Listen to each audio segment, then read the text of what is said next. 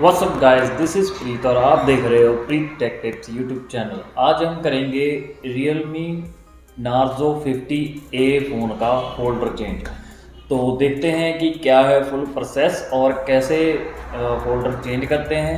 ये वीडियो इसलिए बना रहा हूँ क्योंकि मोस्टली जब हम फ़ोन का फोल्डर चेंज करते हैं ना, किसी का भी तो कैमरा में मिट्टी चली जाती है बाद में, थोड़ा टाइम बाद। तो कस्टमर की ज़्यादातर ये कंप्लेंट रहती है।